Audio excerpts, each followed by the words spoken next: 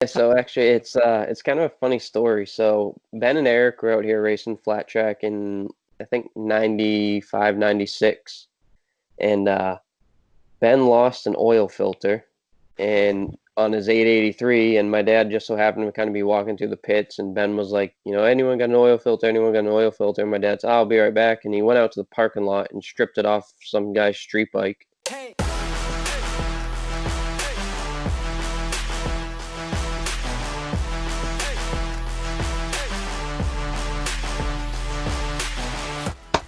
Alex Guilbeaut, I'm super excited to have you on my podcast. Thanks for joining. Oh, thanks for having me. I know it's been a little bit in the making, but we're getting back to some normalcy here. Yeah, no, and I'm very happy for you. First of all, how does it feel to finally be able to go back into racing? Oh, it feels great. We were off the bikes really from March until a couple weeks ago, July 4th. So took some time, did some work trips, and really just enjoyed the family boat and being on the lake while we could. Yeah, is this the longest you've been away from riding consistently?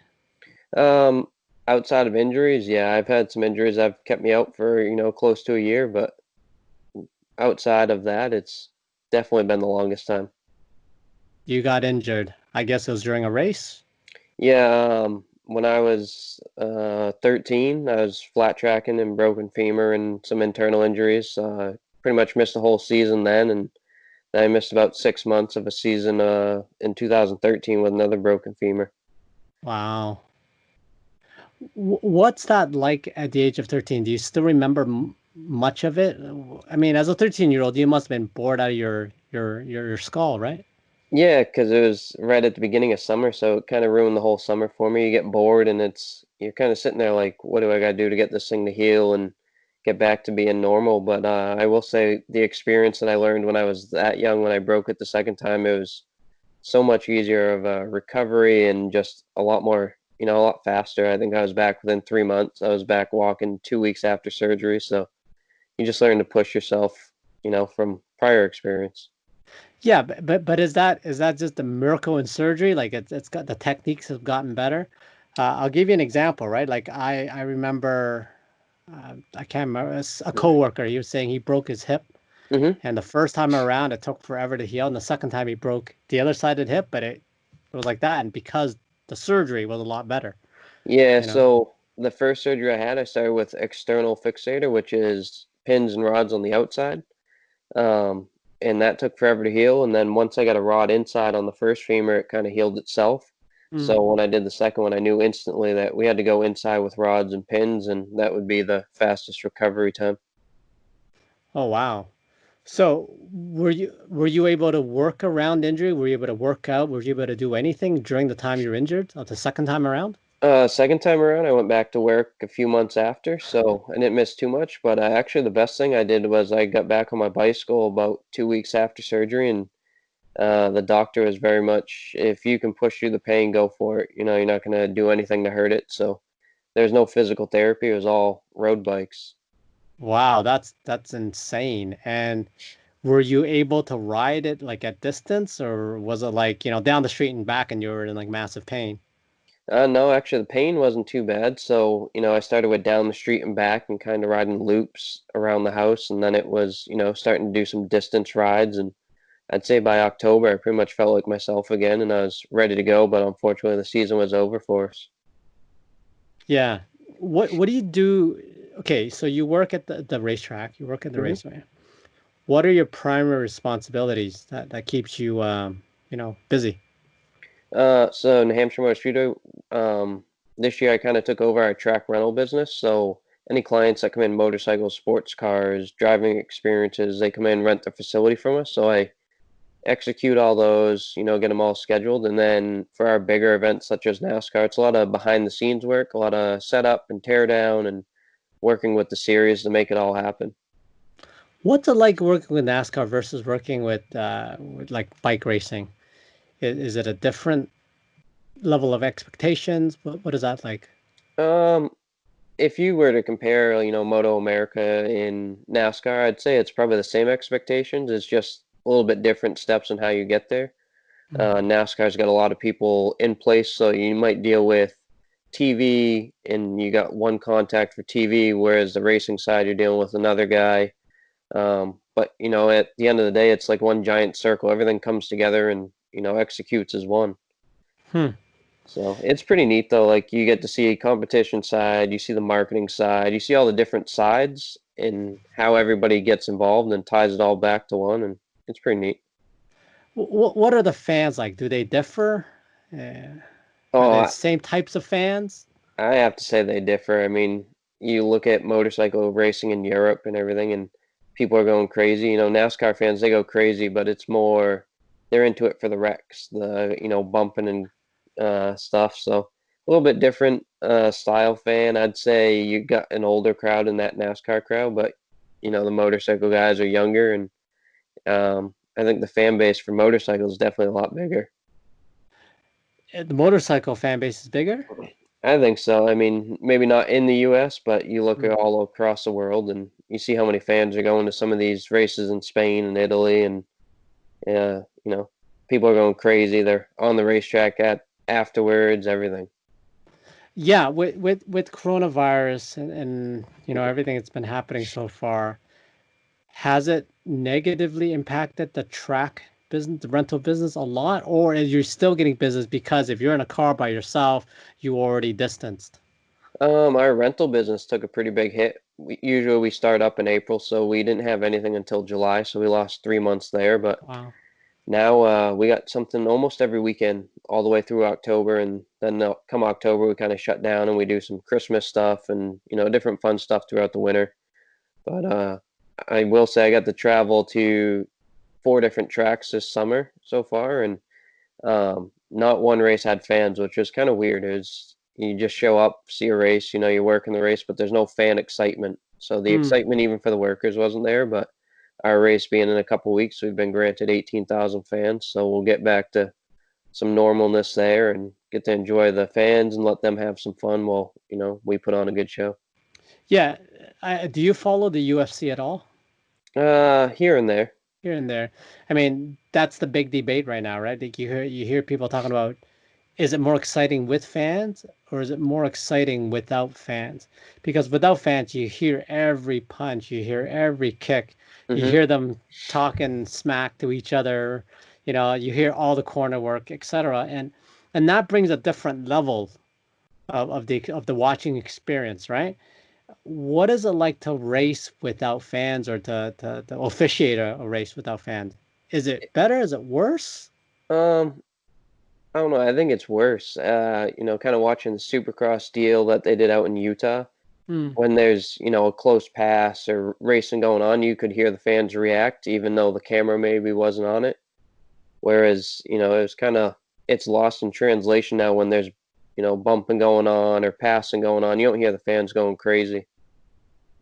So, Does the excitement, I guess the excitement of the fans kind of fuels the rider as well, right? During certain. yeah, listen to some of the interviews of the Supercross guys, especially Chad Reed. It's like you don't get that excitement, coming out of the gate and all that. You don't hear the fans going crazy. And, NASCAR is kind of the same way. I mean, MotoGP will be the same way. You won't hear the horns and people going crazy when they're in Italy and you got to see a Rossi fans. So, hopefully that'll change over there and they'll get some excitement back into it. Yeah, MotoGP set to race. Is it this weekend? Yeah, I this think, yeah. weekend. So, And I don't follow it that much. I just watch it when the race is on. But are they letting fans in, or is it going to be an empty stadium, or I empty haven't track? really heard what they're going to do, but I will say I think what is going to be exciting is, you had MotoGP hasn't raced yet, and they kind of had limited testing, so they're all going into this weekend, fresh. So I mean, there could be some guys up front that you would never expect too. Hmm. Yeah, I talked to Mark Braxy in the very early on in episodes, and I was trying to get to the point that I actually think it's better for Rossi that he hasn't raced because he's more fresh, right? He hasn't, Hmm. there's less wear and tear on his body because of expectations of testing, etc. I actually think it's better as you get older because you've gotten that bit of time to relax and heal. Yeah, and he's still doing his training piece and everything, and so are all the guys. But I think the shorter season, you're going to see guys probably take more risk. They're going to know that it's not a 8 month season that they got to stay healthy for. Now you're looking at 6 months, and you may see some guys really go for it, and especially this weekend. Have they limited the amount of races they're going to have this year, or is it still I know the schedule that got released is mainly stuff in Europe now, so they've cut some of the other stuff out. But not knowing what's going to happen really from round to round, depending on where you are, it could really shorten a season up. So you're going to have to be on the go from the start. Yeah, I hear in the beginning they were saying that there's supposed to be contractually speaking, there was supposed to be 13 races. Hmm. Anything less than 13 races contractually at the time was they couldn't call it a full season. Gotcha. So we were joking in another podcast, they may give them a half number plate. Oh. You're only racing half the time, so you're not really a number one. You're not really a champ. So I don't know. Hmm. Yeah, it'll be interesting, to kind of see if somebody else does win the championship. What are people going to say? Are they going to put the asterisk there that, oh, it wasn't a full season? Or, to me, if you still win the championship, you're still a world champ. So, Yeah, I have, like you, I have a regular 9 to 5 job. And one of the things that's been bothering my CEO, okay, and I'm not going to mention the company name, but one of the things that bothers him is he's never been a work from home kind of guy. okay. Okay, he's always, preferred us coming in, and even though there's plenty of people that say, "Hey, I can demonstrate to you that I can work from home. It does not impact the bottom dollar. In fact, I'm more productive." Blah blah blah. You know the spiel. But he didn't buy into it. And now with Corona and COVID and everything else, he's kind of realized that, hey, you know what? I might not need all 1,500 employees in the office every day, Hmm. right? Maybe you should do round robin because of the social distancing. And in Canada and Ontario, at least, they're talking that, we have shifts of people working Monday, Tuesday, Wednesday, and then Thursday, Friday. So less people in the office, right? My point being is what he's come to realize is that you are just as productive working from home as you are from the office, and in some cases more so. My worry, and I don't think it'll happen, my concern is what if they realize that the racing is more close, is more exciting when there's less rounds. Yeah. I mean, I guess that could happen, but, hopefully they do that. They cut some of the Europe stuff back, and we still get them here in the U.S. I know what I think is exciting. NASCAR started doing some double headers, so they're racing Saturday and Sunday. And if you could infuse fans into those double headers, when I was in Pocono watching some racing and out there working on Sunday morning, there were NASCAR teams that had engines ripped apart and everything else because that's all they had. They could rebuild. They couldn't, pull another car out without having to start in the back. So I think even if you shorten a schedule and you went to some double headers and different stuff, and the fans could see, hey, look at this. I mean, they're working on stuff right here at the racetrack. It's not just in the shop every week. It'd definitely make it exciting. World Superbike is double headers, right? They race twice a. Yeah, they actually do 3 times now. They do race one, and then what they call like their Super Pole race, which sets the grid for race two. Mm, So pays points. So it's not like you can hold back in that Super Pole race either. You kind of got to go for it, and if you can go sweep the triple header every weekend, you're got a pretty good chance of that championship. yeah, exactly. Talking about racing in general, I don't follow NASCAR either, but I have a coworker who's super passionate about it, and he explained it to me. And when I heard, I actually like the point system of NASCAR. I like the Hmm. fact that, you have 30 odd races or whatever it is. And then after that, you take the top 15 guys and then you just kind of start that last 10 races fresh, right? Yep. I kind of really like that. To me, that's super exciting because it's almost like the playoffs, right? Yeah. Yeah, and I know British Superbike does something pretty similar. I think it's called like knockout round or something like that. So they do the same thing. I think it's over 6 races for a final championship, but it takes like the top six, and it's 6 races, 6 guys fighting for a championship. Do you think there is value there's an opportunity for Moto America to do that with their racing? Do you think that would attract more fans, or what do you think? Um, I think it's tough right now. I think if Moto America could maybe get some more guys in that, it might make it a little bit more exciting. I think that Twins Cup's looking pretty good right now. I think Super Sport's actually even looking good. You got a Kawasaki kind of back out front, which hasn't been there for years. So And then that super bike class is kind of neat. They got that stock 1000, kind of super bike shootout mixed in with it. So, you got the stock 1000 guys that are up there mixing up. I know PJ Jacobson's been up front quite a bit, and maybe he can put that stock 1000 up front, in a super bike race, which would be pretty neat. Yeah, that would be totally awesome. But the bikes are different enough that it's a real challenge to be competitive, right? On a stock bike Yeah, versus super bike, right? yeah. I mean, it's electronics, it's motor, but I think you get some of these tighter tracks, like a Barber Motorsports Park or something like that, and it's going to come down to rider and suspension settings versus electronics and motor. Hmm.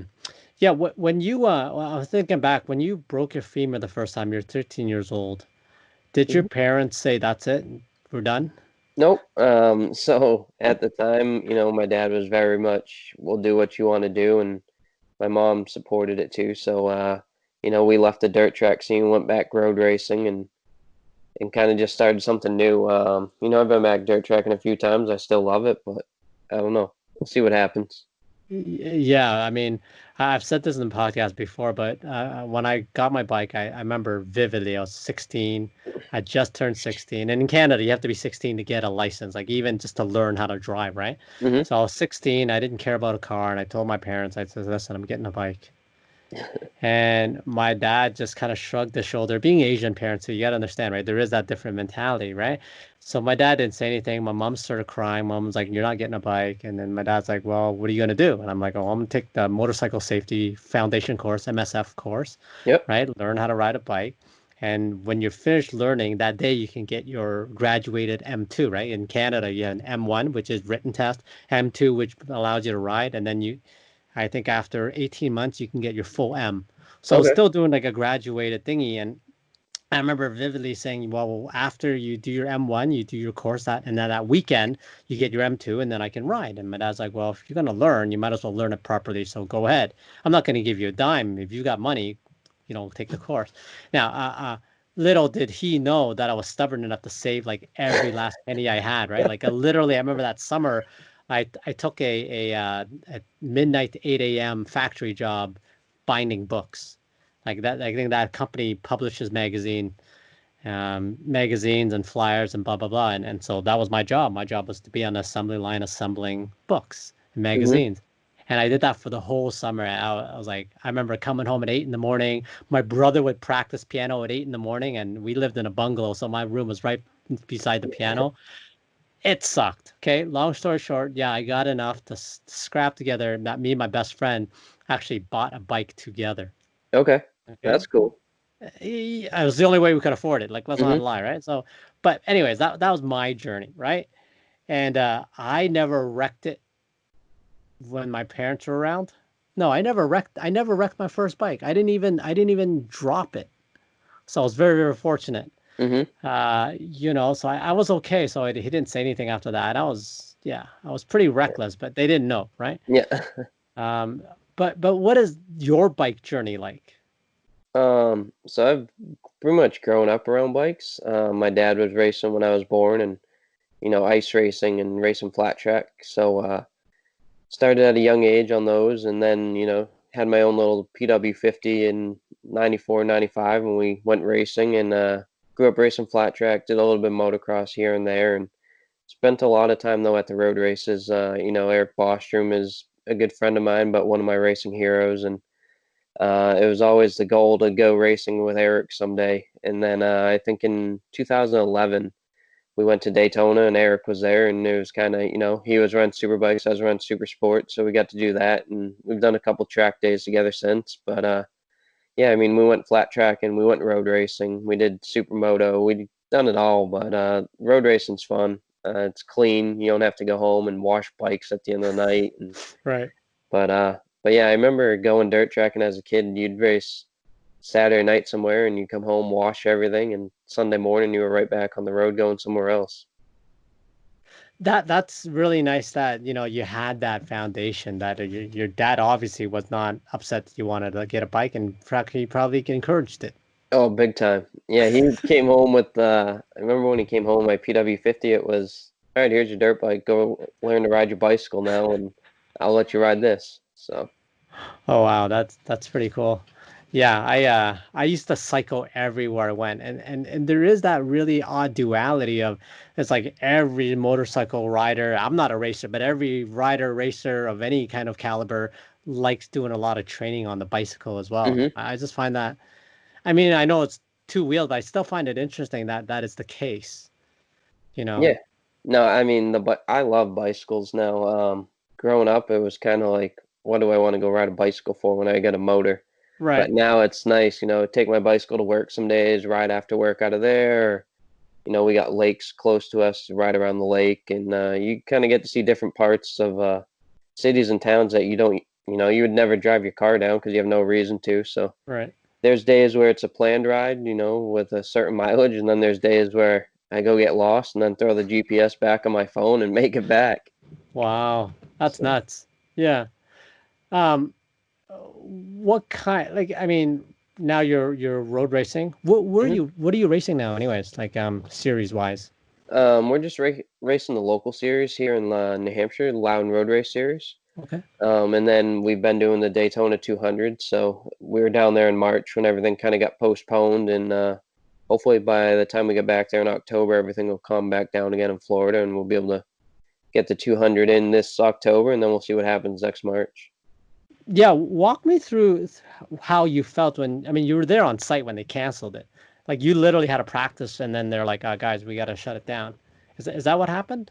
Yeah, so we had a couple practices, couple qualifiers on that Friday, and then they had some issues with the racetrack, and then later that afternoon they kind of called us all to a meeting and told us what was going on and that they were going to pull the plug on the 200 for the next day, which was really a total bummer because it was, I was feeling really good on the bike, and we were up there in qualifying. We were just outside the top 20, and kind of the best I've really felt there in a long time. So hopefully we can carry that back to October and just get to October and keep it rolling.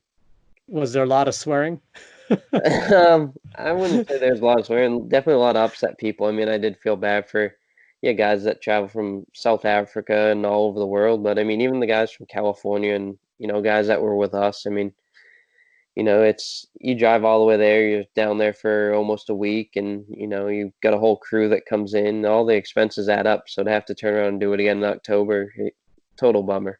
Yeah, I can only imagine what that must have been like. Especially again, I didn't even think about the guys traveling from out of country. Just people who had to drive, 24 hours around the clock to get to the Hmm. track, only to be say, "Oh, guys, we're done," and you're like, "Oh, son of a gun." That Yeah. must have sucked. Oh, I definitely did. But I'll say, like, Dunlop really took care of us. I mean, normally once a tire gets mounted on a rim, you own it. And Dunlop took all those back, and they credited us some different stuff on used tires. And so Corey and Tony and the whole gang at Dunlop North America really took care of us. Oh, that's very good. It's very professional of them. That's So actually really nice. Yeah. yeah, and and Arai still kind of stepped up big, even with everything that was going on. They still supported all the riders there, and all their sponsored riders are taken care of with helmets and face shields and whatever they needed. So it was pretty good on both parts. Yeah. How often do you see guys who come to the to a track day and think they're hottish, and then you're just like kind of laughing. You're like, dude, what are you guys doing? It's track day. Like, relax. Yeah, it's actually, working some of those events, you see the guys roll in and you can tell, like, when he comes and signs a waiver at the beginning of the morning, all right, that guy thinks he's the hot stuff. And there's days where you're the one that out there picking his bike up for him and like, all right, you're all right now. It kind of gets his ego back in check. But I mean, some of them, when they roll in, you sit there and they don't have the nicest of equipment, but you see them ride, and it's like you got that natural talent. You should really come racing. Mm. Yeah, I was just talking to Lloyd Bailey in the last podcast, and he's like, he gets really upset when people ask him about his track time, like what his track time was, and he goes, dude, it's a track day. I'm practicing. I'm working on a corner. The last thing I need is to like I'm not trying to race. I'm working on corner. I'm working on a series of corners. I'm just working on technique. I couldn't care less how slow I was on the track. Like, sure, you're the best. You got the fastest time on the track. They're like good for you, kind of thing, right? So Yeah, I mean, and I think sometimes being a racer, obviously racer practice and race days, you're going as hard as you can. But when you're a racer and you go to a track day somewhere or a test and tune day, like Lloyd said, you're focused on one set of corners, or sometimes, just going slow for a session or two, you kind of pick up different things, maybe different bumps in the pavement or a different reference point that you can use, and then you start, adding speed to it, and you find that going slow for a session gained you a half a second somewhere. That makes sense. Do you still ride out on do you ride on the street still, or is it merely now on the track? No, I don't even have a street license. So never had one. I rode a street bike a few times, and it's probably a good thing I don't have a street license because I probably wouldn't have it very long. Yeah. You know, we do have Honda Groms though, and like a couple guys down the street have them. So from time to time we go out and rip around on those and have a little bit of fun, but that's about it. Yeah, I am. I'm definitely more of a poser than I am a fast guy. Like I'm not even gonna lie. Like I'm not gonna pretend, right? I remember my first suit that I got. I was all excited, and instead of taking it on a track day, what did I do? I rode it around this circuit, right, middle of the night with like four other idiots, right, and just going Yep. around in a circle. It was very, very stupid now to think about it. And I was definitely so like nobody was kneeling down like, on a public course. There was sand everywhere. Like it's just stupid, right? So Hmm. yeah, but I didn't do track days until a lot later, like till I was like 26, Okay. and I just realized I wasn't ever going to be good, and I was too cheap to buy a second bike and practice and get good. So I'm just like, you know what? I'll just pose. I'll look nice. I'll look good for the girls, and then that's it. There you go. And you know what? As long as I know a few guys like that, and they just like to go out and have fun, and dragging their knee to them is like the greatest thing in the world. So, as long Yeah, as they're enjoying it, that's all that matters. yeah, exactly. So what do you do outside of racing and managing the track? Is there a hobby that you like? And you can't say cycling anymore because No, you're I mean, from time to time we ride dirt bikes, but we got a boat, a family boat a couple years ago now, and you just enjoy the lake. It's kind of quiet, it's peaceful up there, and you either go for a cruise around the lake, you're out tubing, or you anchor off somewhere and go swim for the day. So, yeah. and I'm more of an outdoorsy type, so there's in the spring and the fall when it's not too bad, we're out hiking and just kind of doing different stuff. So pretty laid Okay. back. I just like to go hang out and have fun, and we do cookouts, fires, whatever. Just Yeah. Um, I don't know. I know who she is. Did you hear about that actress that used to be on TV? I think she was on Glee. She took her 4-year-old son pontooning no. and she didn't get back. And then they had to go rescue her and they found the boy in the boat, but they didn't find her and they just found her today. Apparently she had drowned. Oh, And that's as soon terrible. as she said they go boating, I'm like, are you, can you swim? Are you a good swimmer?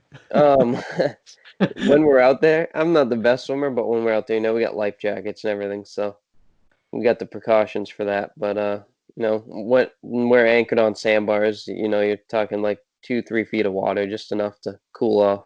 I see.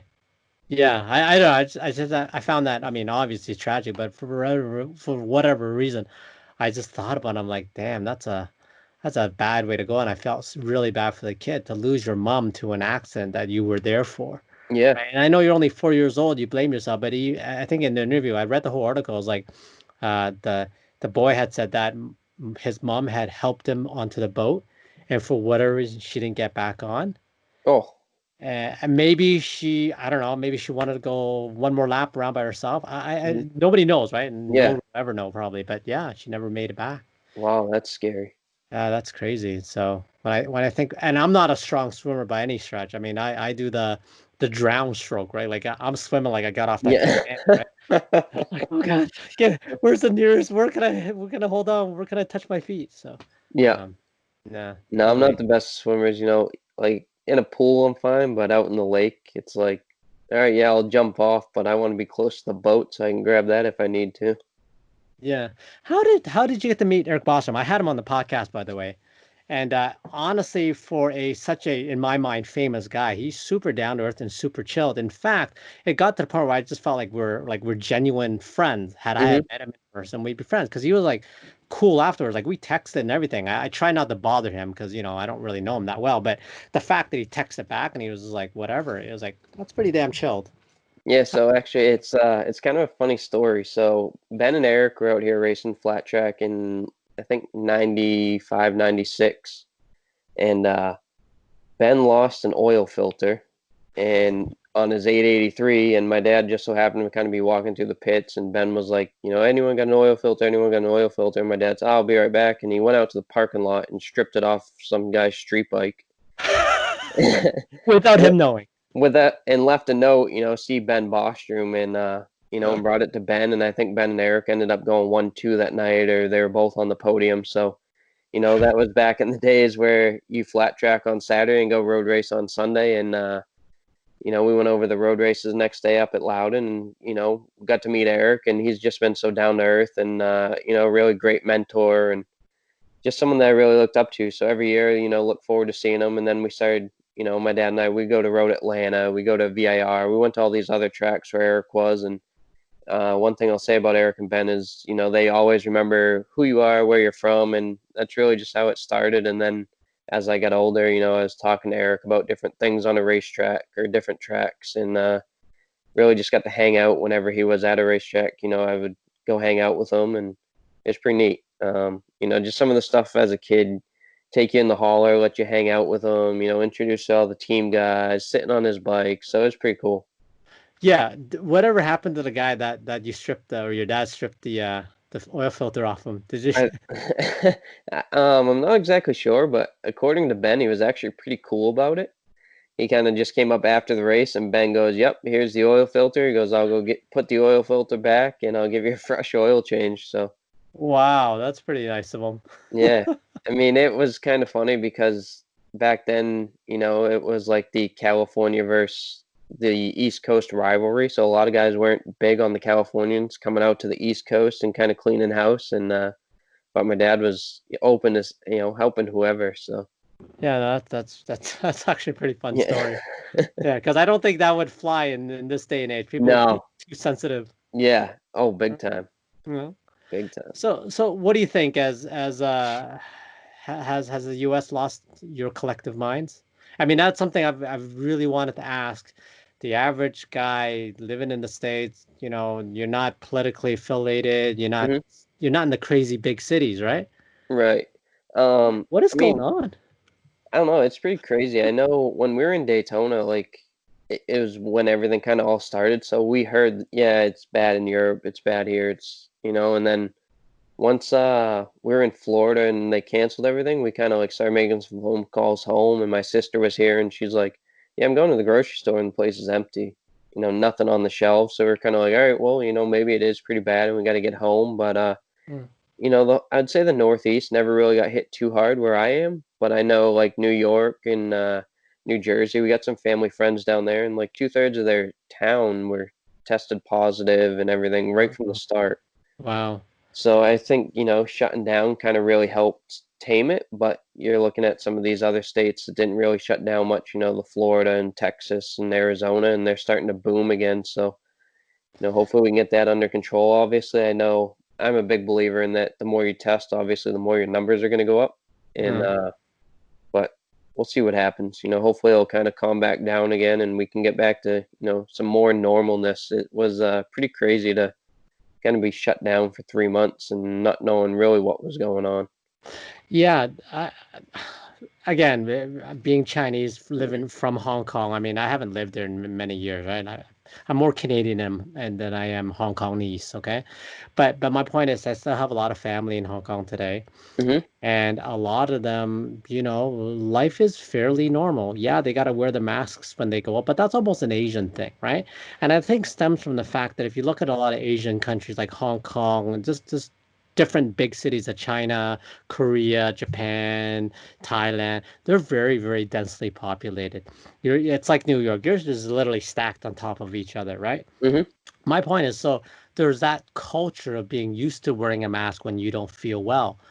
And so from what I understand is it never really like people got it, don't get me wrong, but it wasn't like the pandemic, there weren't like the amount of deaths Yeah. that in Hong Kong, as you saw in Italy, and even here in Toronto, where a lot of the old folks home Hmm. or the long-term care centers, a lot of people died. Yeah, that's kind of Uh, what we got here. A lot of the it affected a lot of the older crowd versus the younger crowd. Yeah.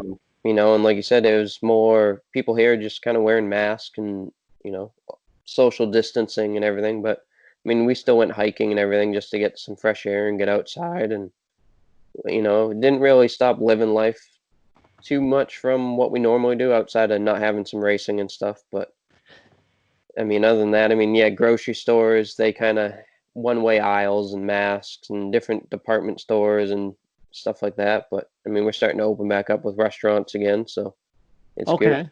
Okay, cool. Um, I find it weird in my neighborhood, okay? Hmm. Um, I live in a neighborhood where it's predominantly two types of, cultures, right? There's a lot of Asian people in my community, but there's a lot of Europeans, and there's three. There's a lot of Europeans, there's a lot of uh, like Chinese, like Asian, and then there's a lot of Middle Eastern people. Okay. Okay, and this is not a racial thing. Okay, this is just the makeup of my neighborhood. But what I find strange is that when we're indoors, we're socially distanced, we're lining up properly within the markers, etc. But I find that people don't want to social distance once they're outside walking on sidewalks. And maybe I'm being overly cautious, okay? Like I'll admit that maybe I'm the one that's a little too anal. But the point is, I'm usually the one that has to walk around the grass and Yep. get dirty looks from the owner of the house, right? Versus anybody else getting out of the way. And obviously, when you're going on for just walks around the neighborhood, you're not wearing a mask, right? But we have these trails. We live in a pretty cool city where there's pockets of like densely populated neighborhoods, but between those neighborhoods, there's these like hiking trails where if I showed you a picture, you're like, oh wow, you're in the middle of nowhere, right? What you don't know is literally like, I don't know, 300 feet on the left and right of you or people's backyards. But Hmm. in the middle of that little forest area, you really don't know that, you're not in the wild, right? Like you feel like you live in the forest. My point is, yeah, it's weird that nobody wants to bother socially distance when they're on the outside. What is that like for you guys? Are you guys properly social distancing, or is people just saying we've had enough and we're done with it?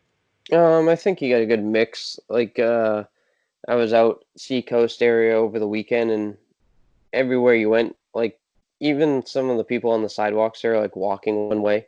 So if you were on one side of the street, you walked one way.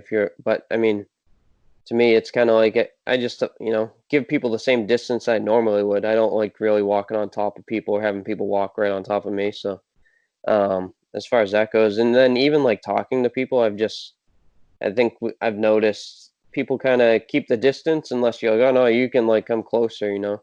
Especially at the track a couple weeks ago, we kind of, with the garages, some people would stand outside the garage or they're standing on the other side of the garage, and it's like you don't have to stand there and holler at me if you want to come over and talk. I trust you.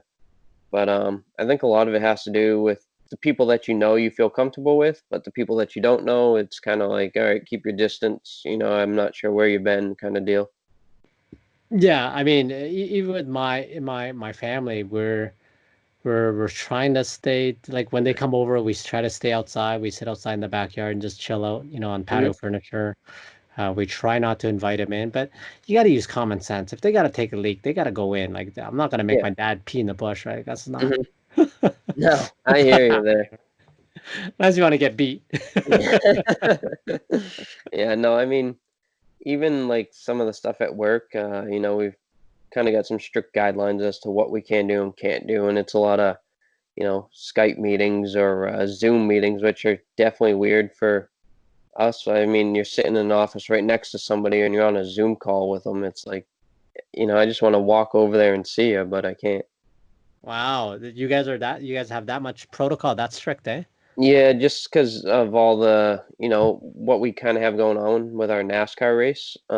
We get screening every day, and every day you get into the office, it's temperature checks. It's, do you feel sick at all, that kind of stuff. So, definitely a big change, and unfortunately, I think I don't really see that going away in the future. I think it's going to be kind of the new norm. Like if you're not feeling well, you're going to work from home, and I think when we're not busy, we might see some more time at home, and hopefully, we all stay employed that way. Yeah, no, exactly. I think I think the biggest takeaway I've had so far is how lucky we are to have a job. I mean, there's just so many people whose jobs you cannot work from home, right? I think of the Hmm. delivery guy, I think of the grocery guy, like there's no way, right? So I am super thankful that I was able to keep my job throughout this quarantine time. So Oh, yeah. big time. It's keeping a job, and then you look at all the frontline workers, and it's like they're the ones out fighting this every day. So, Yeah. definitely thankful for all them. The pharmacists, the EMTs, firefighters, police, everything. Yeah, no, I am super thankful as well. You were saying that, you do have some track activities in the wintertime or after October. What do you guys do? Like what is open? So the way our property's set up, we can run from April 1st to October 31st on the racetrack with cars, motorcycles, anything we want. After that, we do this drive-through Christmas light show. So it starts right around Thanksgiving, runs to New Year's. So it's over 2 million lights. It's about a 2 mile course. It all gets set up, on the racetrack in the infield. So it's pretty neat. Um, we do fun runs, so we do like 5K runs and everything through it. So that takes up quite a bit of time. And then when we roll into January, it's like breath, you get to breathe for a minute. And then this past year we did snowcross, so snowmobiles and snow bikes on like a Cool. motocross style course. So that was pretty neat. That is cool. Like Yeah. snowmobile racing. That's Hmm. fun. That's Yeah, got to be no, a lot. Yeah. it was awesome. We did Saturday night under the lights, and nothing beats that stuff under the lights. Really, eh? Yeah. It's like racing Qatar Yep. on the snow. Exactly. No, Yeah. it's pretty neat. So, and then after that, that's in February, and then by the time that is over with and we're cleaned up from that, it's planning, and we're open in a month in April. So Yeah. you don't get a ton of downtime. What's your idea of having the ability to test everybody before they come into the track? If I test you Hmm. and you have no antibodies or you have antibodies, if you have antibodies means you've had COVID at one time or another, I'm not gonna I can't risk it. You can't come in, right? But if I test you and you don't have antibodies, that means you haven't caught it yet. And if that's the case, and you don't have a fever, you don't feel sick, and I'll let you in, who's gonna catch corona, right? Like, is there a reason why we're not just doing, mass testing of all our fans and racers? And if they're all clean, let them in. Yeah, I'm not sure. I know like some of the bigger series like NASCAR and everything, I think it's doing a lot of that testing. Um, But I know as on the smaller scale, I mean, we're asking, do you have any of the symptoms? Have dizziness, headaches, vomiting, that kind of stuff. And we're doing temperature scans. And if you don't pass the temperature scan, then, we'll give you a second scan of 5, 10 minutes after that. If you don't pass that one, then we kind of say, all right, you're out of here, you're home. Right. And we suggest that people go to their local clinic and get tested and see what comes back. Yeah. Um, but I mean, I think it'd be tough to scan every spectator and every racer at this point. Yeah, I guess so. I mean, but that was what I would recommend it when some of the smaller, racing series like M1 GP, they raced, Hmm. the mini bikes. I said, you know what, if you're gonna do an event, just test everybody. He goes, well, it's expensive. I go, yeah, $250 per person, but that's just the cost of racing, right? Like Yep. I don't want to be a jerk about it, but I go, but look, if you like racing, we'll give you a slightly smaller entry fee. Maybe it's $100 versus 150, but you need to get this test, and it's 250 per person, and Yeah. you just have to pony up. So I don't know. I didn't think that was a bad idea. No. Maybe it's hard for the fans for sure. Yeah. Yeah. I think it's hard for the fans just because yeah, you get a pre-sold number and you kind of know what to expect. But if you get a walk up, you know. But I know our stuff is all pre-sold, so our NASCAR race, everything will be pre-sold for. Yeah, I was talking to I'm terrible with names, even though I had him on a podcast. I'm gonna remember him when I get off. But I had a podcast with a guy. Oh, he's gonna kill me for not remembering his name. I'm blank. I suck with names, by the way. I'm just terrible. I mean, how many times did we practice Yep. your name before I jumped on the podcast, right? But anyways, uh, I think Jeremy Barker. That's it. Okay. Jeremy Barker. Yeah, I was talking to Jeremy Barker. He's an architect, okay? And the firm that he works for also does a lot of stadium builds for Major League Baseball, MLB, and they're having a heck of a time to try to figure it out. And I said again, let's just do testing. Antibody testing takes 10 minutes. Hmm. right? You line everybody up. Yeah, it's an extra 10 minutes to get in the stadium. You line everybody up. All the guys with antibody, you're sitting over here. All the other guys without antibody, you're sitting on this side, right? Yep. And then let that go, right? Like let it fly. Yeah. And I don't know. I guess they're not even gonna have fans with MLB this year, so it'll kind Which of be all the sports are gonna be real interesting. I mean, you look at the NFL and and NBA and all the home court advantages that some teams have because their fan base is so big, kind of goes away. So it's if you're a big market, I guess it hurts. If you're a small market, it's a level playing field, and maybe you can do something big. yeah, I don't know. Maybe I'm not the manliest of men, but because of my addictive personality, I've sworn off following any kind of sports. Hmm. Like I don't follow. I used to be a big baseball guy. Now I was never a stats guy. Okay, so I could never sit there and name all the stats. Right. At most, I could name you all the players on the team, and even that I was having struggling with. But the point is, I don't follow sports anymore. And I think one thing I've noticed, I don't want to be that guy, but I'm like, has anybody lost sleep over the fact that there's no professional sports to cheer for? Like my life hasn't changed in the least bit. So Yeah. for me, the fact that there's no hockey and there's no football, it's like kind of meh. Hmm. I Yeah, I mean, think maybe I'm I don't know. Like right now, I'm kind of like, all right, there's no sports on. It's all right because I'm doing my own thing. But I know come late winter when it's around Christmas time, I always enjoy those football games that are on TV. So, but right. we'll see what happens. But hopefully, even Supercross. I mean, I was at the Daytona Supercross, which just so happened to be the last one before the big break. And Yeah. even that, I was kind of like, well, there goes my Saturday nights.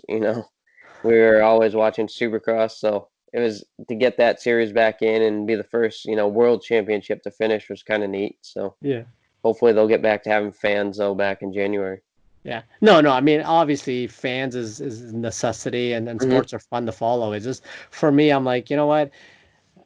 I've realized I need my life back. I can't spend my life following a team of any sort. I can't do Yeah. it, right? The only sport I watch is the UFC, and even that I don't really follow closely. I'll be like, my friend be like, "Yo, there's a fight tonight." I'm like, "Oh, really? Oh, crap. Okay, I'll watch it." Hmm. Kind of thing, right? So, Yeah. yeah. No, I think it's gonna be weird like seeing professional sports without fans. That's for sure. Yeah. I mean, it's weird already what they're doing with the NBA, how they're just locking them down at Disney World or whatever, Hmm. right? I find that's gonna be very, Yeah. very odd. Uh, that'll be a weird one for sure. Yeah. Same thing, Have you? even hockey. I mean, I guess they're playing in Toronto and Vancouver or something like that. I think it's Edmonton and Toronto. Okay, Edmonton, Toronto, Yeah, yeah. and And even Toronto. that's kind of, Uh-huh. strange because the border's closed down. So how are we getting everybody back and forth? And Yeah. And I wonder why they're doing it. They're not generating a lot of I guess they're getting advertising dollars, but they're not getting live gate. Like there's nobody paying to go no, in, right? so I guess from what I've heard, talking to different guys in the TV industry, is the way the Stanley Cup gets paid out. Instead of paying it just during the Stanley Cup, it gets paid out throughout the season. So if the NHL doesn't have the Stanley Cup, then next year that money kind of gets moved around and they don't get the same amount. Ah, So yeah, a I lot of think it is TV money, I guess. yeah, okay, that makes sense. Because that was the same situation for UFC. Again, not that I'm a big giant follower, but the only thing I know about is the UFC, and they have the same thing, right? They're on ESPN, Hmm. and ESPN says if you don't put this many fights a year, we don't give you any money. Yeah. Yeah. So They probably get a monthly, stipend or however they get paid monthly. And it's like, well, if you don't have a fight this month, okay, you owe us money now. And obviously they don't want to be paying. They want to be the one getting paid. yeah, exactly. So that makes a lot of sense. Um, I don't know. Like, okay, so you race now. Hmm. What is your next goal in racing? I know you're just doing a local circuit. Like, what do you want to do next? Is there dreams of going bigger? I raced that whole pro series back when it was AMA Pro Racing and had a lot of fun doing it. Rode for a couple different teams here and there, and and got to travel the country. I think, which was one of the coolest parts of it. You get to see different parts of the country driving all around, and I think now I'm back to this local series and racing Daytona 200 and maybe some one-off pro races here and there. But I think, the goal is to go win some championships back on the local series now, and we got a pretty good talent pool coming up, behind me, and I'm racing against some of the best in the country back home too. Yeah, that's amazing. I've asked this to a lot of other racers, a lot of people, who's raced, who's in the industry, so to speak. And my question is always, why isn't motorcycle racing even more popular than it is? Why do you think that is? I mean, you've got a good following, Hmm. but I mean, come on, you got to admit it's a more exciting sport to watch than a lot of the other stuff that you get on TV. So why aren't you super popular? Um, I think, the that economy dip a few years ago, actually probably 10 years ago now, kind of really That's right. hurt all, industries across the board. And I don't think motorcycles ever really took back off after that. You saw kind of the factories focusing on where the big dollars were, and like Supercross is really taken off. So, dirt bike sales are up, and but even that, I think even local motocross series here, you don't have the same following that you used to have. So I think a lot of it is economy based, and but I think in Europe you look at motorcycles and they're still really big, and I think that's because of the way they're structured for the street too. Mm. You start on a small bike and you work your way up, and I don't know if that's how it is in Canada too, or No, in Canada you have graduated licenses, but that yep, license doesn't restrict you okay, from buying a like 1,000 cc bike. gotcha. So I mean, it sort of does in a way because I know like guys who just turned 18 who wants to get like a 650 Mhm. and it's $10,000 of insurance a year. And Wow. that does Yeah. restrict you, right? Okay, now you got to get a 250 or 400, right? Mhm. So yeah, in that sense, there's a restriction. But honestly, if you had the dough, you can go to leader bike and no one's gonna say anything. So Gotcha. Yeah, and I think even looking back at the flat track scene now, where American flat track's at and where it was, I almost feel it's in waves. You get a mm. wave of Supercross and flat track where they're really climbing, and then you get guys that kind of jump on the road race bikes, and all of a sudden that series will climb again, and so I think it's really in waves. Yeah, I was talking to a bunch of people and they're saying flat track is really picking up. Yeah. It's like Um, there's a lot of attendance. yeah, and you're getting a lot of the road race guys that grew up racing flat track that are now going back to it. Just the money's there with, Harley and Indian jumping in, and a lot of manufacturer money there, and then you look at Supercross, and that's the same thing, a lot of manufacturer money in there. So if we could get the manufacturers back on that, road racing kick again, I think it'd be good. Yeah. Yeah, it's kind of odd that for so many years Yamaha was like the only, manufacturer that was Hmm. we're talking about in a way, right? Like literally nobody else was given a lot of contingency dollars No, I towards mean, racing. Yamaha and Suzuki were the biggest ones, and I remember, probably mid 2000s, you had that Suzuki Cup at Road Atlanta where if you went and won on, a 600, 750, or 1000, you went home with a brand new bike. Wow. That's not So, bad. no, not a bad Yeah. payoff at all. Yeah. Have you looked at recent bikes, how expensive they've become? Do you know about this? I didn't know about this at all, by the way. Like I still have an old 2000 CBR 929, and I still ride that on the street. Hmm. But like I just, as an off chance, I went and Googled for prices of a 2020 CBR 1000. It's like 23 grand Canadian. I'm like, holy smokes, that's like Yeah. a Civic, right? That's like Yeah, it's like that's like buying a a hundred. small car. Yeah, right. So It's definitely the pricing has gone up, but you look at the electronics package that it comes with, and it's pretty crazy. It's almost like a world superbike just tamed down in a way. yeah, I haven't ridden a modern sports bike with electronics. Hmm. Does it make you feel like you can ride faster? Because there's a Um, lot of. Sorry, go ahead. oh no, like my R6s, we kind of got, a whole kit harness on it and everything, and I think it makes it easier to tune and easier to ride than some of the older stuff. Yeah, So. easier to tune. So what? You hook it up to the ECU and then you just put a laptop to it, and then. Yeah, so we got a ECU and wiring harness, and then we got a fuel management program on top of that. So I really use my ECU to take out a lot of engine braking because I grew up racing two strokes. So Okay. no engine braking. So we kind of dropped the engine braking out of the 600 to make it more like a two stroke, keep the thing in line. And and then the fuel management program, it's a whole lot easier to tune that way. You grew up riding two strokes. That's two strokes like dirt bikes, obviously. Yeah, two-stroke dirt bikes, and then my first two road race bikes were Honda RS 125 GP bike and a Honda RS 250. Okay, my unicorn, like everybody has a unicorn. Everybody wants a bike that they'll never buy, even if it's up for sale, but they'll always want it. And for me, it was the RZ 350. It's like Okay. a bike in the 80s, had it was like a Yamaha RZ 350, it had the blue and yellow like color scheme. Mm-hmm. I remember as a little kid, I was just like, wow, it's like the coolest bike ever, right? And I remember when I was old enough to buy a bike, it was up for sale. It was already like really outdated, really old, and it was like I don't want to deal with the two-stroke, this and that. It's loud, it's noisy, it's smelly. I didn't want to deal with it, but I came so close many times to buy the bike, even though I'm like, it's old, it's not gonna go very fast, but it's what I've always wanted. So, Mm-hmm. but I'll still never buy. No, I mean, I definitely miss the two strokes because, so easy and so simple to work on. Um, when you had a motor problem with a two stroke, it was easy to change a piston or something. But tell you what, there is nothing better than walking out in the morning into the garage and you just hit the starter on a, four-cylinder or something. It starts right up. You don't have to mess with jetting or anything.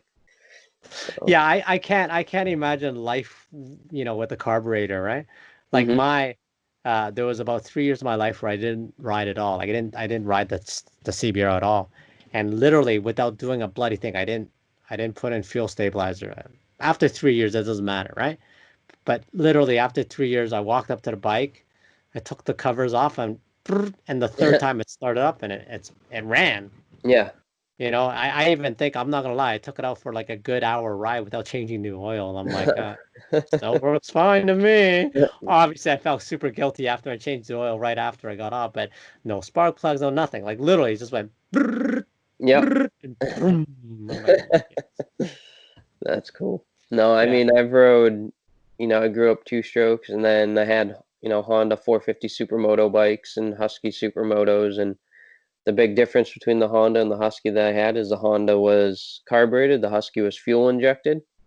So, we kind of set the Honda up to ride like a two stroke. All the power was up top. Whereas the right. Husky, I had to learn to re-ride it because there was power all the way through, because of fuel injection. But I don't know. I'm getting used to the fuel injection now.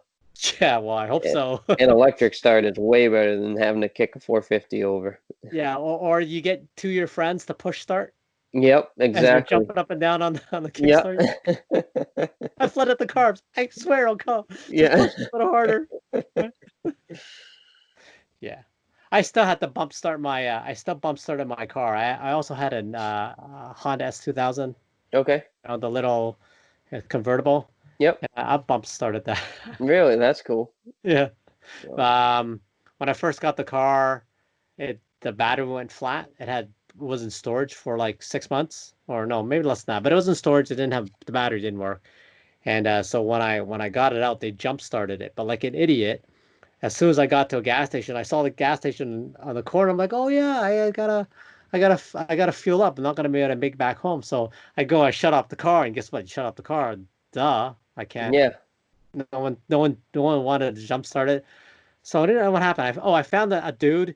Yeah, I found a dude who could drive stick, and I said, hey, sit in and pop it in second. So I stood behind, and pushed the car until he was able to jump it, like until he popped the clutch and it started. So.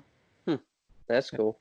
Yeah, you can't do that with fuel injection at all, right? No, Like just well, you can. You can still bump start them.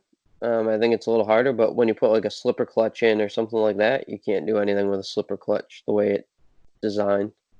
So, all right, cool. yeah. I think I don't have much more.